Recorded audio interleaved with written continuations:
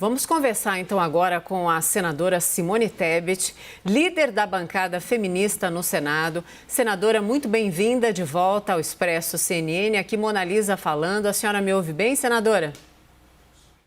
Ouço perfeitamente, Mona Lisa. Senadora, na largada da entrevista, o Caio Junqueira comigo, quando eu estava acompanhando a sessão hoje e vi tudo o que aconteceu ali, imediatamente, como profissional e como mulher, eu pedi para ouvir a senhora ou qualquer senadora que foi vítima desse embate. Vítima por quê? Porque o que foi dito ali é absolutamente inaceitável.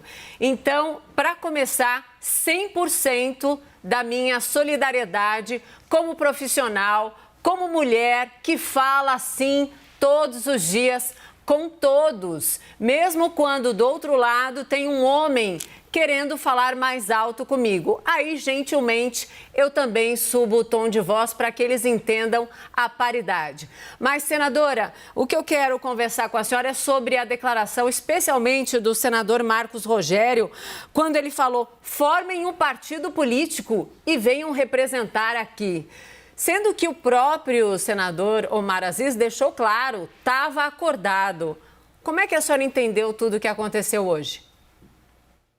Bom, boa noite, Mona Lisa, Caio. Em seus nomes, cumprimento a todos os telespectadores do CNN. Obrigada pela oportunidade, né? Vocês estão dando oportunidade não às senadoras da República, mas vocês estão dando oportunidade para que representantes de mulheres e homens no Brasil possam aqui, através dos seus mandatos que temos, possam aqui se expressar. Primeiro, nós fomos negativamente surpreendidas. Eu quero deixar claro aqui a todos que estão ouvindo, esta não é a imagem, esta não é a cara do Senado Federal. Apesar de todas as dificuldades que nós temos lá, a maioria absoluta dos senadores nos respeitam, tendem e procuram, dentro do possível, nos atender. Realmente fomos surpreendidos no primeiro momento, porque os líderes não indicaram mulheres. Foi quando a bancada feminina pediu ao presidente da comissão que pudéssemos ter pelo menos o direito de fala no período normal da reunião. Sim. Deixar muito claro, Mona Lisa, que além de surpresas, é importante dizer que a fala do senador Marcos Rogério é inverídica. Em nenhum momento nós estamos pedindo assento na comissão.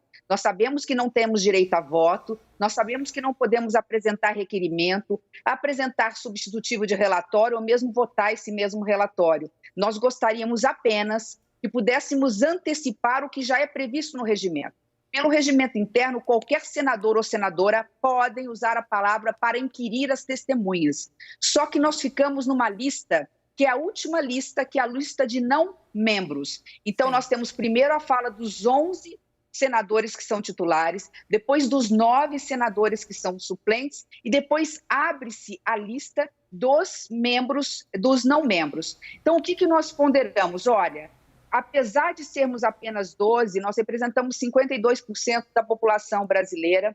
Nada comove mais a mulher do que a defesa da vida e a busca da verdade em relação a essa pandemia. Nós queremos apenas não ficar para o final da fila.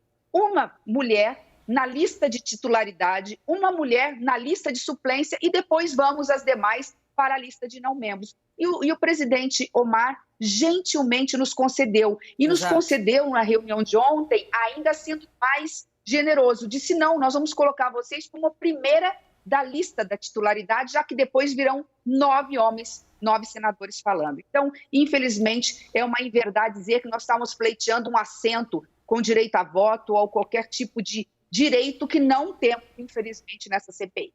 Sim, senadora, a manifestação ali, claro, eu pontuei do senador Marcos Rogério, mas também o senador Ciro Nogueira, né, que foi quem primeiramente interpelou e disse não para a participação da senadora, e aí veio toda a consequência que no trecho em que nós separamos só o momento ali mais tenso, e também teve o líder do governo ali, o Fernando Bezerra, também subindo o tom, também contra. Então, o que se viu, e está claro, o embate eram ali, especialmente dos três, virando-se, inclusive, numa postura agressiva. O desrespeito não ficou só na palavra, foi também na atitude física. E eu gostaria de saber quais são as consequências, o que veio depois, o que vai ser feito pela bancada feminina, que sim tem representação no Senado Federal, e essa representação é importantíssima. Bom, Mona Lisa, nós estamos acostumados ao embate, ao bom embate. A nossa luta, ela não vem de agora e nós sabemos que nós temos que matar um leão por dia para poder, representando as mulheres brasileiras, empoderar todas as mulheres em todas as áreas, especialmente na iniciativa privada. Não é à toa que acabamos de aprovar e agora a Câmara está votando também a um projeto que há uma década andava no Senado Federal, que é o direito à igualdade salarial entre homens e mulheres que na iniciativa privada exercem a mesma função. Então, nós sabemos que o embate é diário, é diurno, isso só nos move, só nos dá coragem. Eu só não entendi realmente o medo da bancada que hoje representa o governo, porque a bancada feminina não é oposição ao governo federal, nós somos uma bancada heterogênea, nós temos senadoras da oposição, nós temos senadoras da situação e nós temos senadoras independentes como eu. Eu, como líder, inclusive, tomo todo o cuidado. Eu tenho dito em todas as reuniões da comissão, o nosso papel é na busca da verdade, nada mais do que a verdade. Sim. Aquilo que nós mais prezamos é o direito à vida. Então, realmente foi desnecessário. Foi um capítulo, de uma certa forma, triste da história do Senado Federal, que nós, da bancada feminina, não vamos admitir mais que se repita. No mais, nós vamos continuar com o direito a estar na lista de inscrição, tanto na titularidade quanto na suplência, ainda que não sejamos a primeira, para não criar caso, podemos ali chegar e nos inscrever. Mas esse direito foi assegurado ainda hoje por telefone, por parte que me fez agora o presidente Omar Aziz, presidente da CPI. Sim, deixando muito claro, o presidente Omar Aziz, na primeira manifestação do senador Ciro Nogueira, falou: senador, pelo amor de Deus, isso foi acordado ontem, o senhor lembra? Aí peguem lá as notas, os registros. Ele falou: não, eu não concordei com nada, ninguém concordou com nada. Mas só para fazer essa ressalva, agora sim o Caio Junqueira na conversa. Chega, Caio. Senadora, boa noite. Senadora, eu queria dar um passo atrás. Houve reivindicação da bancada feminina aos líderes para que vocês fossem indicadas para a CPI, se houve negativa, e queria tratar também do caso ali da senhora, que é a maior bancada do MDB. Em algum momento teve uma reivindicação que o líder da bancada, o Eduardo Braga, rejeitou, né? Queria dar esse passo atrás nessa negociação, ou foi direto ali, os homens comandando todo o processo, já expuseram, já colocaram de lado e controlaram a CPI, formado por um time de futebol, né? 11 homens. É um time de futebol, Caio, não tinha pensado nisso. Eu não posso dizer pelas outras bancadas, Caio. No caso do MDB, nós tínhamos uma particularidade, por isso que eu compreendo a posição do meu líder. Veja, nós tínhamos direito praticamente a uma única vaga de titularidade. Então, foi uma vaga dada ao próprio líder, porque ele é senador do estado do Amazonas, que é o objeto principal da CPI. Não tinha sentido o senador do estado do Amazonas, do nosso partido, não estar presente. A segunda vaga, que é da vaga do senador Renan, é preciso lembrar que ele está ali também como líder da maioria. Então, nesse aspecto, houve um acordo, porque nós somos um bloco do MDB, do PP e outros partidos. Por isso que nós tivemos dificuldade, as senadoras do MDB, de estar na CPI. Eu não posso falar pelos demais partidos, mas sim, acredito que as senadoras devam ter perguntado, mas nós não podemos esquecer que são 11 senadores, teria pelo menos 2 senadores do estado do Amazonas, então ficariam 9. Acredito sim que houve esse pedido.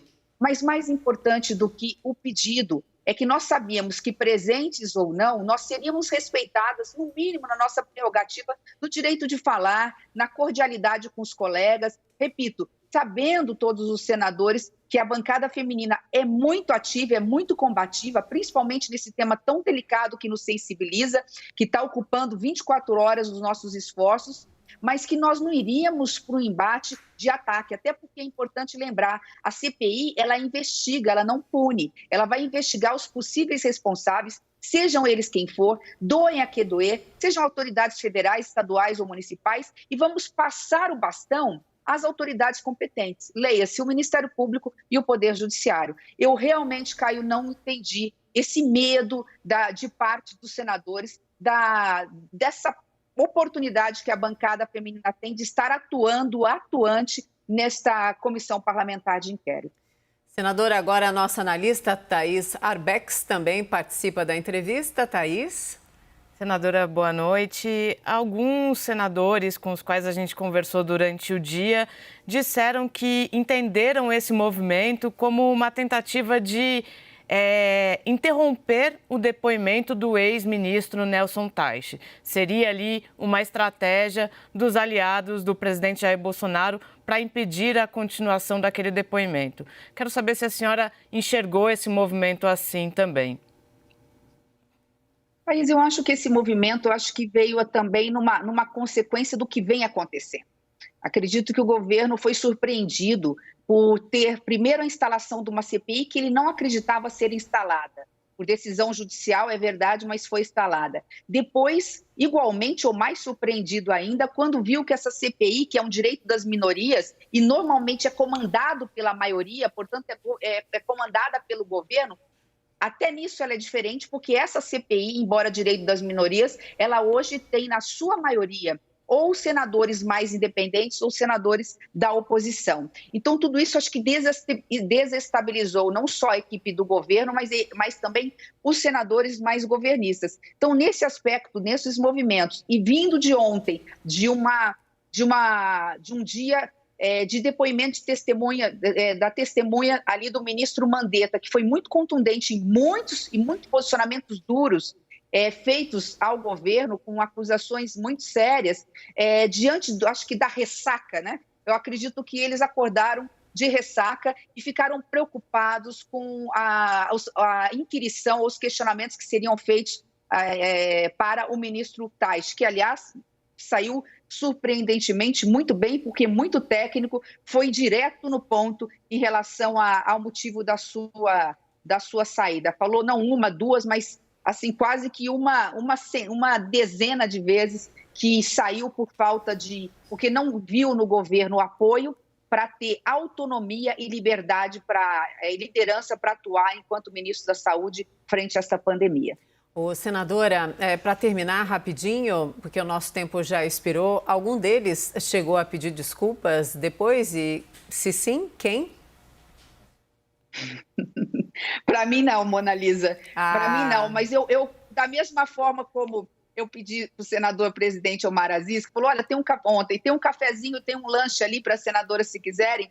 Eu brinquei com ele, eu falei assim, eu troco esse lanche, esse cafezinho por mais espaço de poder, mais possibilidade de poder estar atuando na comissão. Eu também troco o pedido de desculpa oficial, que não acredito que vá acontecer, por mais respeito. Mas, respeitar uma senadora da República é respeitar a mulher brasileira, da mesma forma como, não só por ser senadora, né? Acho que os senadores, todos nós, todos, homens e mulheres, precisam se respeitar. Mais do que nunca, nós precisamos de comunhão, de vontade, de convergência, de união, num momento de tanta polarização, né, de tanta crise. Acho que através da união e do trabalho, se Deus quiser, nós vamos vencer essa pandemia. Sem dúvida. Senadora, e se faltar respeito lá, a senhora pode ter certeza que aqui tem sobrando sempre. Muito obrigada, senadora. Uma boa noite à senhora e até uma próxima.